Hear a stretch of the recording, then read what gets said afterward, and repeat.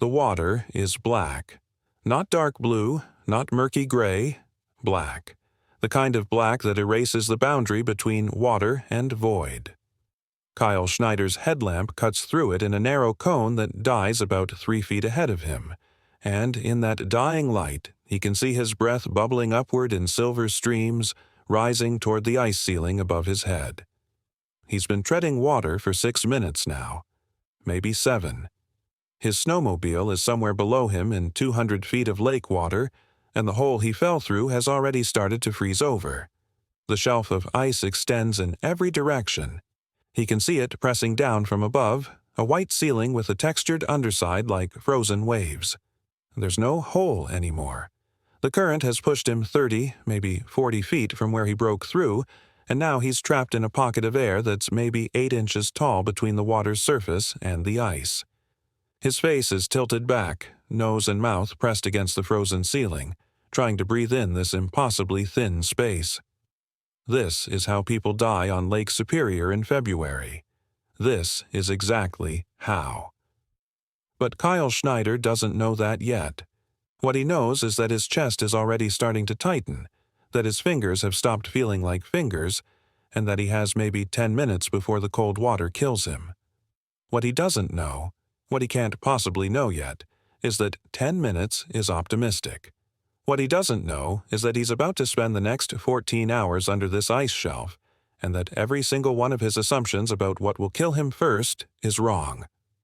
12 hours earlier, Kyle had been drinking coffee in his kitchen in Bayfield, Wisconsin, looking out at a perfect winter morning. The thermometer read 18 degrees. The sun was bright. Lake Superior stretched out beyond his property, frozen solid for a quarter mile from shore, or what looked like solid. That was the thing about Superior in February.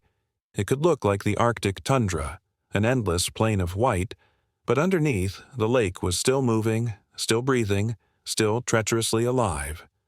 Kyle was 43 years old, a fishing guide in summer and a snowmobile mechanic in winter. He'd lived on Superior's shore his entire life. He knew the lake's moods. He knew about the pressure ridges that formed when ice sheets collided, about the shore ice that looked stable but was actually a lattice of frozen slush, about the open water that persisted miles offshore even in the coldest winters. He knew all of this, but knowing something and respecting it are different things.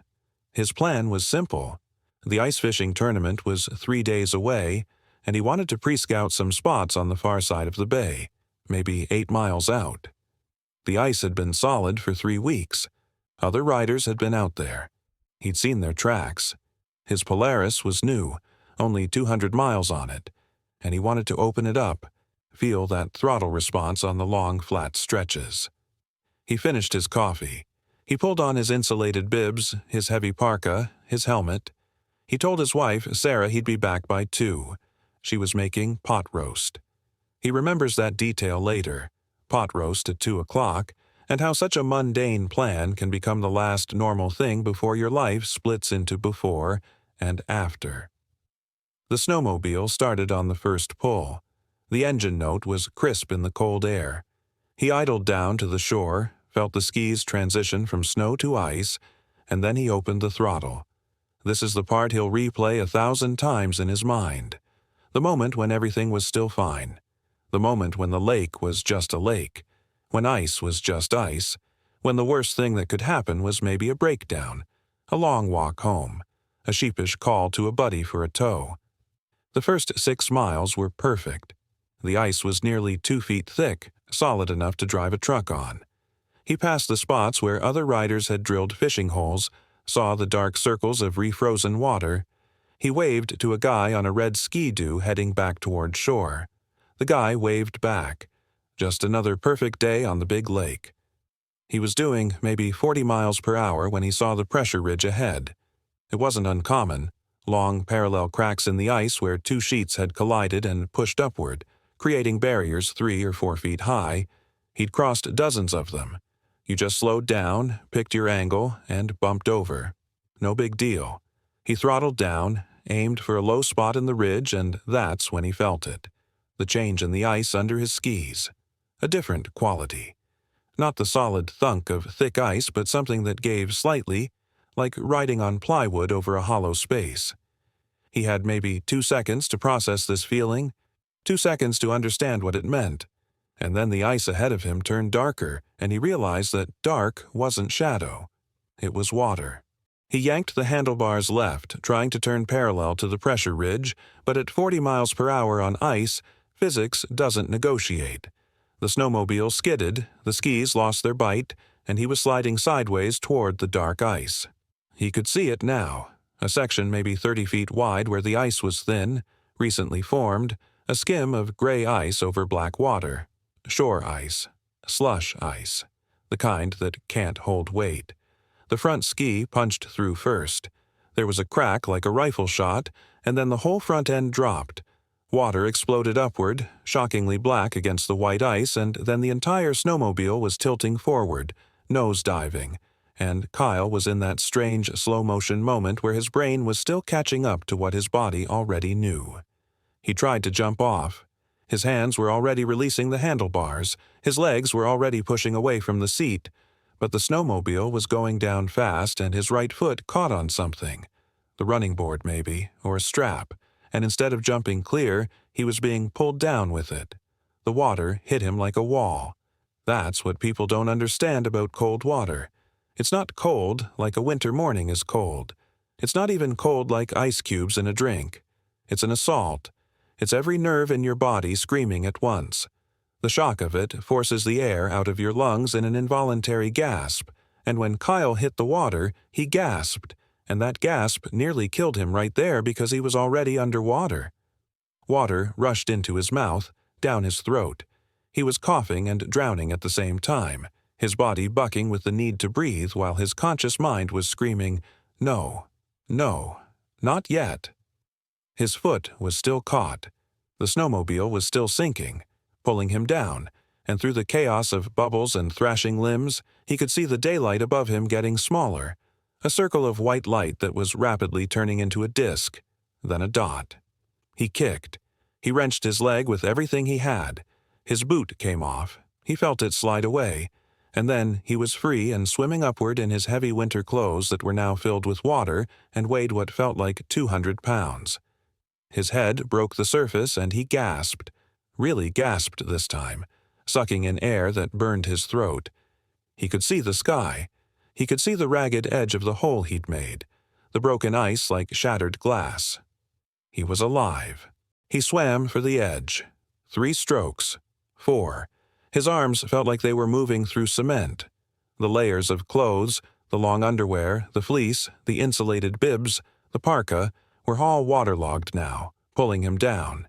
His remaining boot felt like it was made of lead, but the ice edge was right there and he grabbed it with both hands. It broke. A chunk the size of a dinner plate just snapped off in his grip. He scrabbled for another handhold, found one, pulled himself up, and felt that section break too. The ice around the hole was too thin. Every time he tried to pull himself out, it collapsed under his weight. He tried 6 times. 7. Each time, more ice broke away, making the hole bigger. He was breathing hard now, hyperventilating, and he could feel the panic starting to creep in at the edges of his thoughts. His legs were barely kicking anymore. The cold was already working its way into his muscles, making them stiff and clumsy. That's when the current caught him. He felt it as a gentle tug at first, a sensation of movement that didn't match his own swimming. Lake Superior has currents even under the ice, driven by temperature gradients and the slow circulation of that massive body of water. This current was pulling him away from the hole, away from the sky, pulling him under the shelf of solid ice that extended in every direction. He grabbed the edge again, but his hands wouldn't grip properly anymore. His fingers felt thick and stupid. The current pulled harder, and he slid away from the hole. He kicked, tried to swim back, but his body wasn't responding right. The circle of daylight was moving away from him.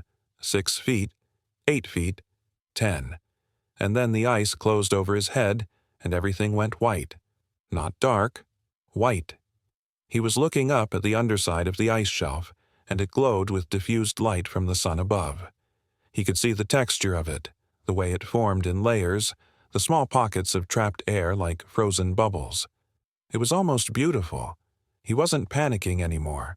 The panic had burned through him and left something else in its place, a weird, crystalline clarity. He was going to die.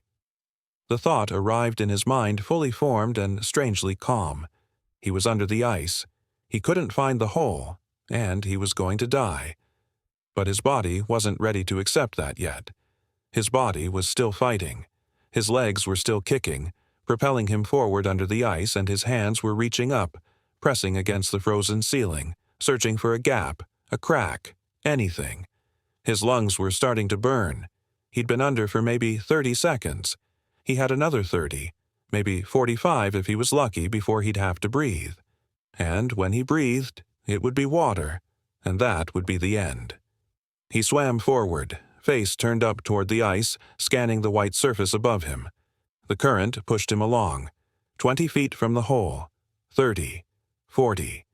His lungs were screaming now. The burn was turning into fire, into agony. His vision was starting to narrow at the edges. And then he saw it. A gap, a tiny space between the water's surface and the ice, maybe 6 inches tall, maybe less. The ice shelf wasn't uniform. It had dips and valleys, and here, for some reason, maybe the current, maybe the way the ice had formed, there was a pocket of air. He surged upward, broke the surface, and his face pressed against the ice.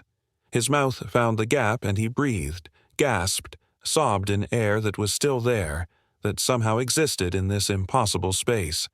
The air was cold and damp and tasted like minerals, and it was the sweetest thing he'd ever experienced. He hung there, treading water, face pressed against the ice, breathing in that narrow gap. His headlamp was still working. He'd forgotten he was wearing it, and the beam reflected off the ice in a claustrophobic circle of light. He could hear his breathing, loud and ragged in the confined space. He could hear water lapping. He could hear his heart pounding in his ears like a drum. He was alive. He'd found air. But as the immediate panic of drowning subsided, a new understanding settled over him with the weight of the ice above. He was trapped. The ice shelf extended in every direction. He had no idea where the hole was anymore. The current had pushed him. 50 feet? 100? He couldn't see anything beyond the cone of his headlamp, couldn't orient himself. The pocket of air he'd found was about 4 feet wide, maybe 8 feet long, and beyond it, the ice pressed back down to the water's surface. He tried to think.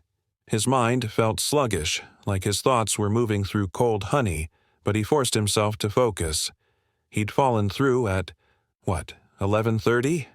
It was probably noon now. Sarah wouldn't expect him back until 2. She wouldn't start worrying until 3, maybe 4.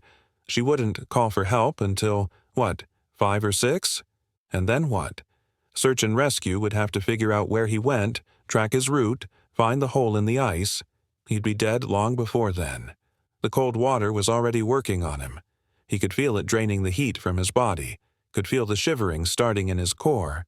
He knew the progression. He'd done the ice safety training. First, you shiver. Then you stop shivering because your body is shutting down peripheral blood flow to protect your core. Then you get confused. Then you get sleepy. Then you die. He had maybe an hour. 2 if he was lucky. Unless. The thought came slowly, pushing through the cold fog in his brain. The air pocket? He was in an air pocket. As long as he had air, he could stay alive. The water would kill him eventually through hypothermia, but if he could find a way to keep his core temperature up, if he could stay conscious, if he could survive until dark when they'd see his headlamp through the ice, it was a plan. A terrible plan, a desperate plan, but it was something. He started moving along the pocket, exploring its dimensions. The ice above him was rough, textured. He could press his hands against it, use it for support. The water was deep. When he let his legs drop, his feet didn't touch bottom. He was treading in 200 feet of water with 8 inches of breathing room. He found that if he floated on his back, he could rest while keeping his face in the gap. It wasn't comfortable, the back of his head pressed against the ice, water lapping at his ears, but it was better than treading water continuously. He could feel the cold working its way deeper into his body. His teeth were chattering so hard he thought they might crack. He tried yelling, "Help! I'm under the ice! Help!" His voice bounced off the frozen ceiling, echoed in the small space, went nowhere. The ice was probably 2 feet thick. Nobody could hear him. He checked his pockets with numb fingers. Phone, waterlogged, dead. Knife, still there, on his belt. Lighter, worthless. His watch said 12:47. He stared at it, tried to calculate. If he could survive until dark, if they mounted a search, if they looked in the right place. Too many ifs. The shivering was getting worse. His whole body was convulsing with it now, involuntary muscle contractions trying to generate heat. It was exhausting. Each shiver used energy, burned calories he didn't have. He knew from his ice safety training that shivering was good. It meant your body was still fighting, but it also meant you were burning through your resources fast. He tried to stay calm, tried to control his breathing, tried to think. What did he have? What could he use? He had his clothes, soaked but still providing some insulation. He had his knife. He had his headlamp. He had an air pocket that seemed stable, at least for now. Wait. The headlamp. If it was still working underwater, that meant it was waterproof. And if it was working, that meant the battery still had charge. How long would it last? 4 hours? 6? If he could keep it on, if rescuers came looking after dark, if they looked in the right area, they might see the glow through the ice. He left it on. It was the only signal he could send, the only way to mark his location. The beam reflected off the ice in a small circle of white light that was both comforting and imprisoning. Time started to blur. He would focus on his watch the minutes tick by, then lose focus, and when he looked again, 20 minutes had passed. Or 5 minutes. He couldn't tell anymore. The cold was messing with his sense of time, making everything feel simultaneously too fast and too slow. At 1:30, he realized he couldn't feel his feet anymore. They were still there, still kicking weakly to keep him afloat, but the sensation was gone. His hands weren't much better. When he tried to make a fist, his fingers barely responded. At 2 o'clock, Sarah would be checking the pot roast. She'd look out the window, maybe wonder why she couldn't see him coming back across the ice, but she wouldn't be worried yet. Not yet. At 2:30, he started talking to himself.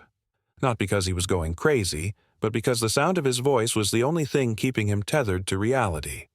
He talked about Sarah, about their daughter Emily, who was away at college. He talked about the fishing season coming up, about the charter trips he had booked. He talked about anything, everything, just to hear sound that wasn't water lapping against ice. At 3 o'clock, the shivering stopped. He knew what that meant. His body temperature had dropped enough that his metabolism was shutting down, conserving energy for vital organs. It was a bad sign, a very bad sign. But in a weird way, it was almost a relief. The violent convulsions had been exhausting. Now there was just cold, deep and penetrating, turning his body into something heavy and distant. At 3:30, he found the second air pocket. He'd been drifting. He realized now that the current was still moving him, slowly pushing him along under the ice shelf, and his head had bumped against the ice ceiling in a different way. He'd reached up and found that the gap here was bigger, maybe 12 inches tall. Not much, but more room. He could turn his head without scraping his face against the ice. He pulled himself into this new pocket and found something else. It was warmer. Not warm, but less cold. The air temperature in the gap was probably still below freezing, but compared to the water, it felt almost comfortable. He realized why. This pocket must be insulated by thicker ice above, creating a small thermal barrier. He tried to pull more of his body out of the water.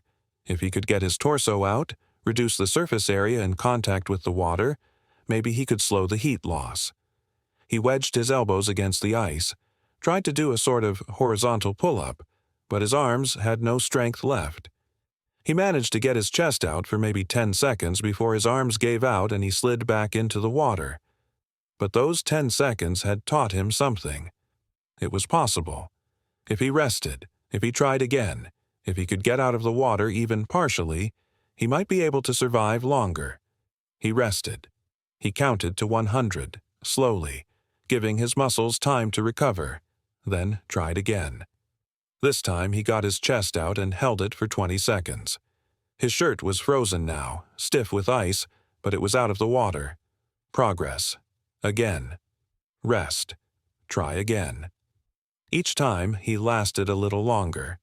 It became a rhythm, something to focus on, a task that kept his mind occupied.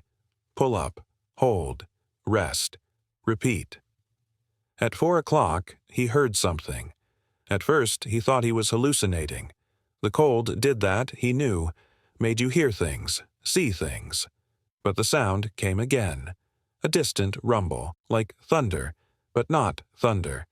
Something else. Snowmobiles. Someone was riding on the ice above him. He could hear the engines, faint but unmistakable. They were far away, maybe a quarter mile, but they were there. Rescuers? Other riders? It didn't matter. They were there. He started screaming, "Help! I'm here, under the ice. Help!"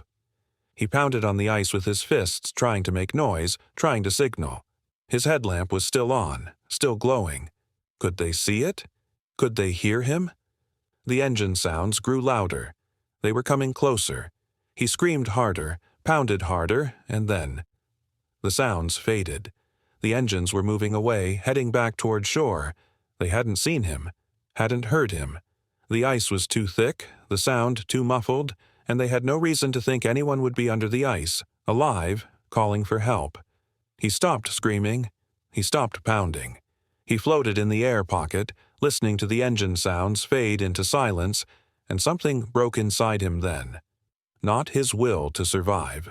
That was still there, stubborn and animal, but his hope. His hope that this would be quick, that rescue was coming, that someone would find him. Nobody was coming. Not in time.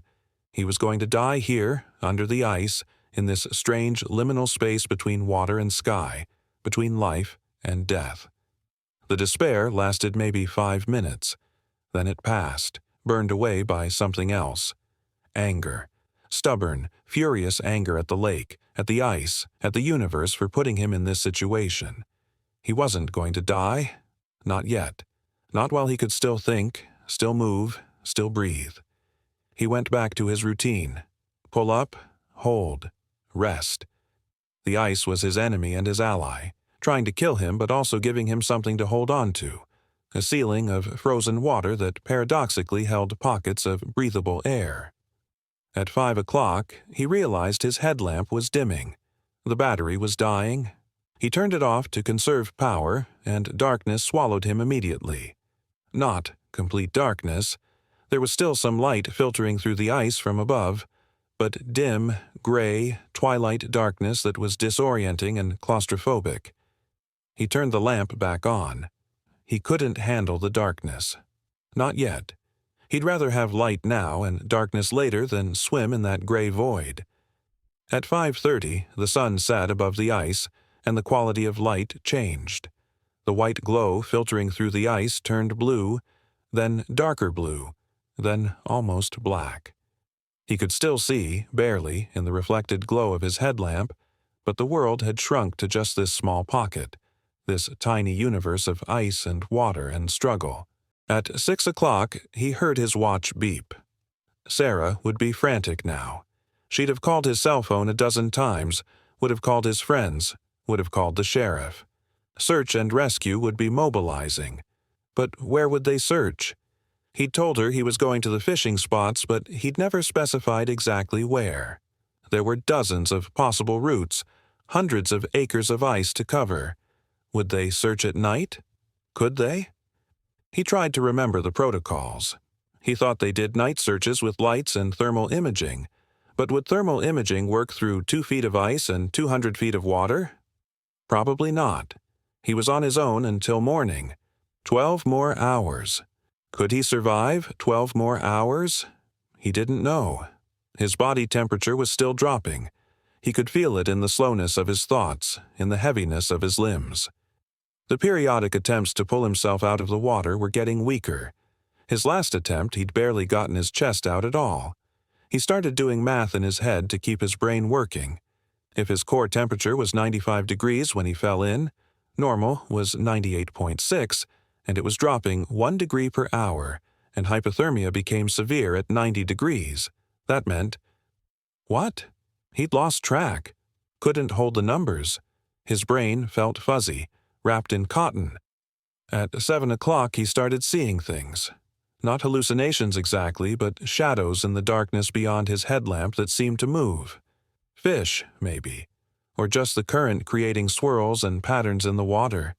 He watched them, these moving shadows, and they were almost hypnotic. At 8 o'clock he caught himself falling asleep. That snapped him awake with a jolt of adrenaline. Sleep was death. If he fell asleep, he'd slip under the water and drown. He couldn't sleep. He couldn't.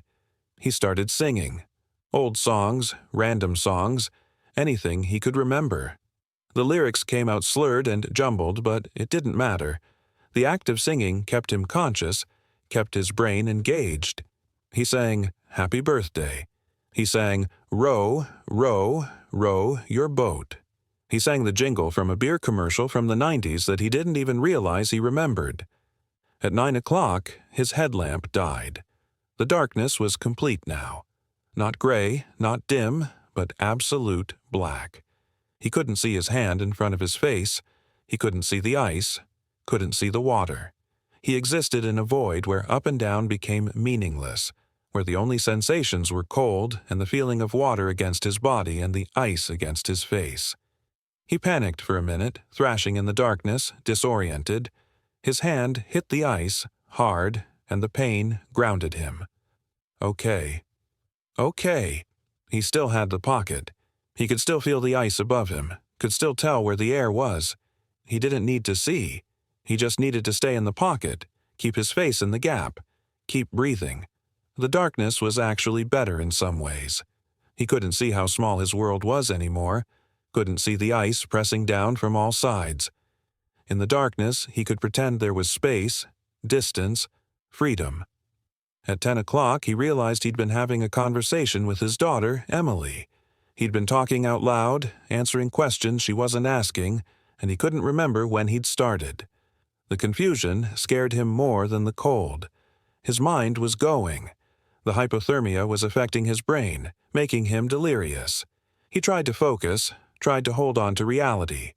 Emily was at college. Sarah was at home, worried. He was under the ice. These were facts, true things. He repeated them like a mantra. Emily, Sarah, ice, cold. Emily, Sarah, ice, cold.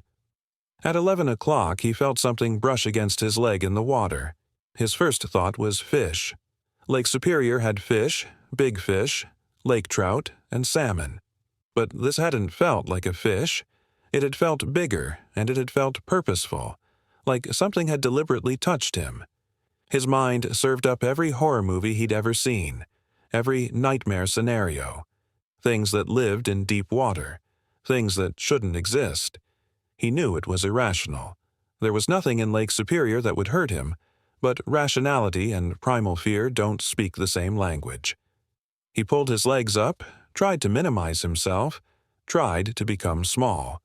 Whatever it was, it didn't touch him again. Probably it had been nothing.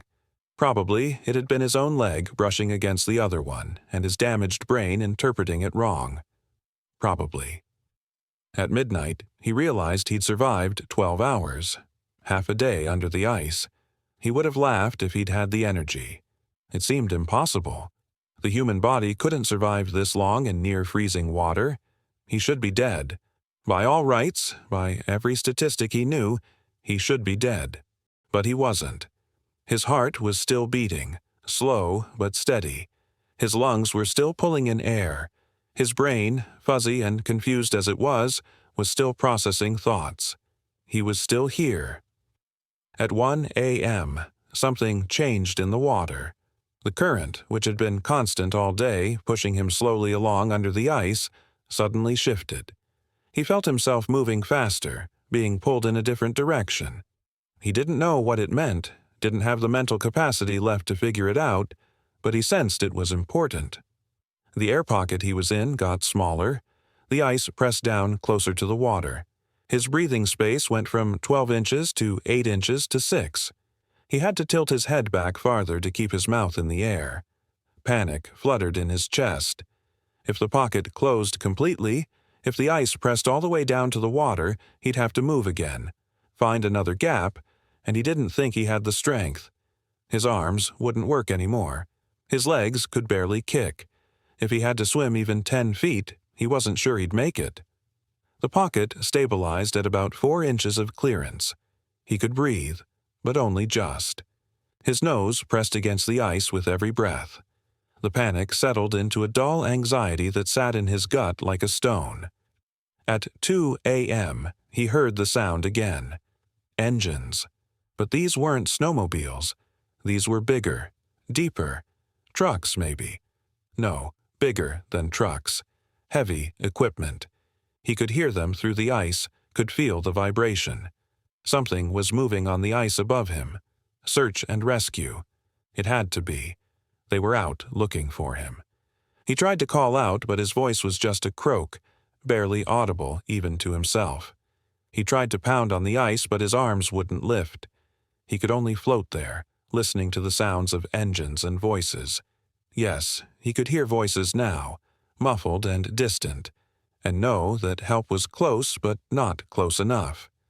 The sounds moved around, seemed to be in a grid pattern. They were searching methodically, and he realized with a strange detached clarity that they were probably using some kind of sonar or radar, looking for his body in the water, looking for a corpse, not a survivor. Would they see him? Would their equipment pick up the heat signature of a living human through the ice and water? Did he even have enough heat left to register on thermal imaging? The sounds moved away, came back, moved away again. He listened to this pattern repeat for what felt like hours. Close, then far, then close again, never quite close enough. At 3 a.m., he started bargaining with God. He wasn't particularly religious. He and Sarah went to church on Christmas and Easter, mostly for show, but now, in the darkness, the words came out in a desperate tumble. He'd be better. He'd be kinder. He'd call his mother more.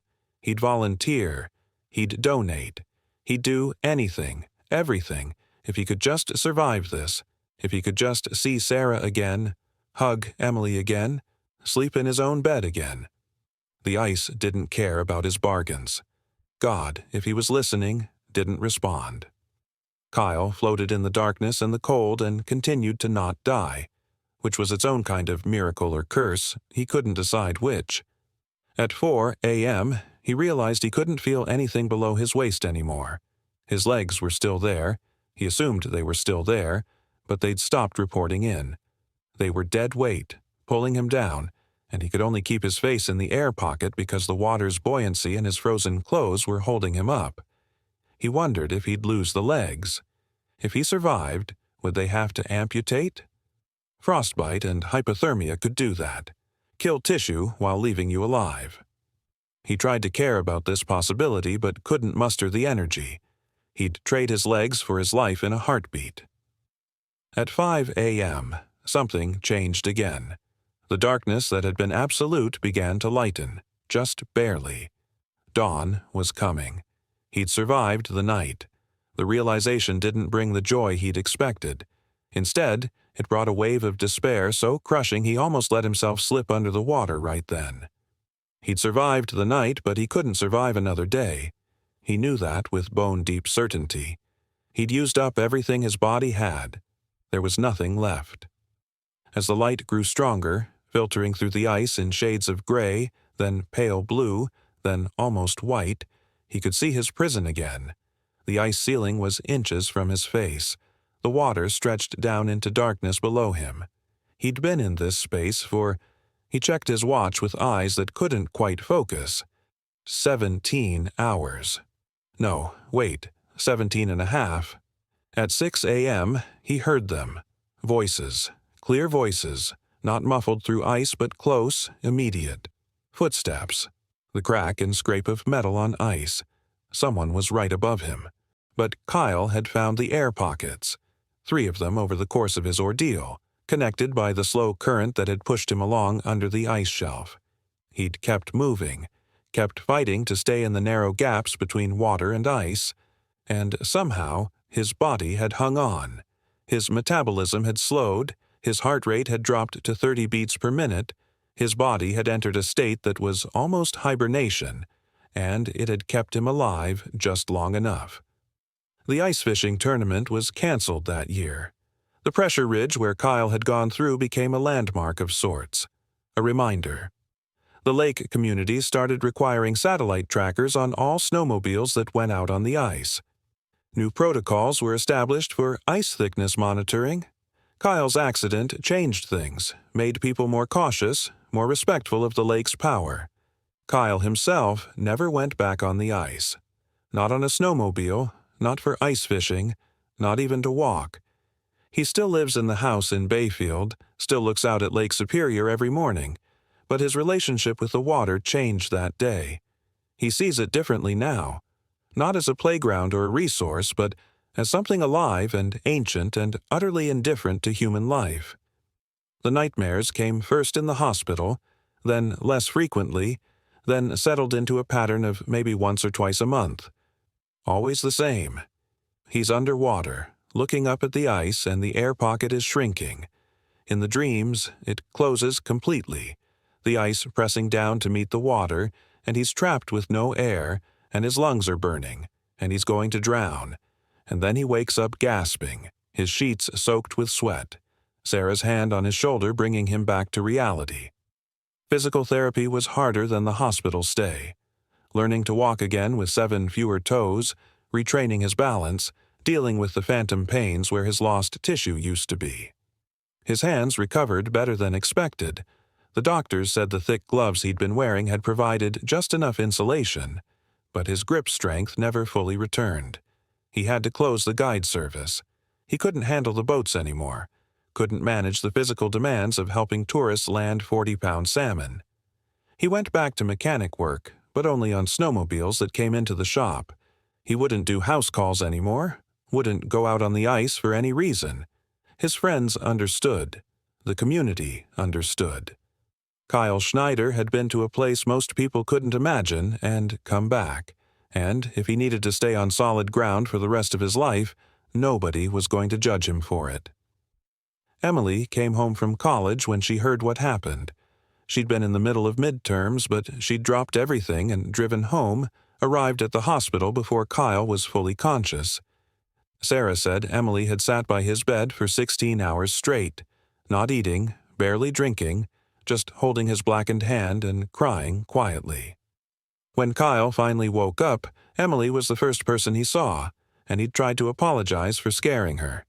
She'd just shaken her head and squeezed his hand, carefully, so carefully, and said, "Don't you dare apologize for surviving." The media attention was intense for about 2 weeks. Local news, then regional, then national. CNN did a segment. The New York Times ran a feature. Everyone wanted to talk to the man who'd survived 14 hours under the ice. Kyle did a few interviews, mostly to raise awareness about ice safety, but he found the retelling exhausting. Each time he had to describe it, the cold, the darkness, the certainty that he was going to die. He relived it. Eventually, he stopped doing interviews. Let the story fade. Let people move on. But he couldn't move on. Not completely. The experience had marked him in ways that went deeper than frostbite scars. He found himself unable to take anything for granted anymore. Every morning he woke up was borrowed time. Every meal, every conversation, every mundane moment of ordinary life felt precious and fragile. Sarah said he'd become more present, more attentive, but also more distant in a way she couldn't quite articulate. Like part of him was still under that ice, still floating in that dark water, still fighting to breathe. He started volunteering with the local search and rescue team. He couldn't go out on the ice, but he could help with training, with logistics, with the psychological support for other survivors. He knew things now that you couldn't learn from a manual. He knew what it felt like when hope died and you had to find something else to keep you alive. He knew the specific quality of darkness under ice. He knew the sound of your own breathing when you're certain each breath might be your last. Other survivors sought him out. People who'd been through their own near-death experiences, their own impossible survival stories. They recognized something in him, some mark that set him apart from people who'd only ever been safe. They'd sit in his shop, ostensibly getting their snowmobile serviced, and they'd talk. Not about the mechanics of what happened, but about the after, about how the world looked different now, about the guilt of surviving when others hadn't, about the weight of being called a miracle when you felt more like a warning. The lake kept killing people. It always had, always would. 2 winters after Kyle's accident, 3 teenagers went through the ice on ATVs. They found their bodies in the spring. A fisherman disappeared one February morning, was never found. The lake took them casually, the way it had tried to take Kyle, the way it would keep trying with anyone foolish or unlucky enough to give it the chance. But Kyle had escaped. Or maybe he hadn't really escaped. Maybe he'd just been released on a technicality, allowed to return to the surface world but forever marked by his time in the deep. He caught himself sometimes, standing at the window, looking out at the frozen lake, and he'd feel the pull. Not a desire to go back, but a recognition. The ice was still there. The water was still there. The darkness under the surface was patient and eternal, and it was waiting. Sarah asked him once about a year after the accident if he regretted going out that day. They were in the kitchen. She was making pot roast again, had started making it every Saturday like a ritual of normalcy, and she'd asked the question quietly, without looking at him. Kyle had thought about it, really thought about it, and the answer surprised him. "No," he'd said, "I don't regret it." She'd turned to look at him then, confused. "I'm not glad it happened," he'd clarified. "I wouldn't choose it. But I learned something under that ice. I learned what I'm made of. I learned that I can survive things I thought would kill me. I learned that the human body and the human will are capable of things that seem impossible. And I learned that every moment above the ice, every moment breathing real air and feeling real sun and living in the real world, those moments matter more than I ever understood before." Sarah had nodded, tears in her eyes, and gone back to the pot roast. They didn't talk about it again. 5 years later, Kyle was in his shop when a young guy came in, maybe 25, with a brand new Polaris that needed a tune-up. They got to talking, and the guy mentioned he was planning to ride out to the shipping channels the next day, do some exploring on the ice. Kyle had felt something tighten in his chest. He'd looked at this kid, because that's what he was, really, just a kid who thought he was invincible, and he'd said, "Let me tell you a story." And he'd told it. The whole thing. The fall, the current, the air pockets, the darkness, the cold, the 14 hours, the rescue. He'd told it the way he never told it in interviews, with all the fear and pain and certainty of death. He'd told it to scare this kid, to make him understand what the lake could do. The kid had listened, had gone pale, had stammered something about maybe waiting until the ice was thicker. He'd left the shop without getting the tune-up, and Kyle had watched him go and felt something release in his chest. Maybe that kid would be more careful. Maybe he'd tell his friends. Maybe Kyle's story would save someone else from their own 14 hours under the ice. Or maybe it wouldn't. Maybe the lake would take who it wanted, when it wanted, and all the stories and warnings in the world wouldn't matter. But Kyle had to try. That was part of what he'd brought back from under the ice, the obligation to warn others, to be the voice that said, "This can happen. This almost killed me. Respect the power of this place." Now, when people ask Kyle about that day, and they still do occasionally, at the hardware store or the gas station or the bar, he keeps it simple. He tells them he fell through thin ice, found some air pockets, and got lucky. He doesn't mention the bargaining with God or the hallucinations or the sound of his own heart slowing to a crawl. He doesn't mention the dreams or the phantom pains or the way he sometimes stands at his window and feels the pull of deep water. Those details are his to keep, his alone. They're the price he paid for those 14 hours, the scars that don't show on the surface. But sometimes, on the coldest nights of winter, when the wind comes howling off Superior and rattles the windows of his house, Kyle lies awake and remembers. He remembers the absolute darkness under the ice. He remembers the taste of that thin, cold air in the pockets. He remembers the moment he realized he was going to die, and then the longer, stranger moment when he realized he wasn't going to die. Not yet. Not while he could still breathe and think and fight. That's what 14 hours under the ice teaches you, if it doesn't kill you. That life is fragile and precious and arbitrary. That survival is part resilience, part luck, and part something else that doesn't have a name. That the line between living and dying can be as thin as 8 inches of air between water and ice. That you can endure more than you think possible. And that sometimes when everything should kill you and you survive anyway, you don't come back the same person.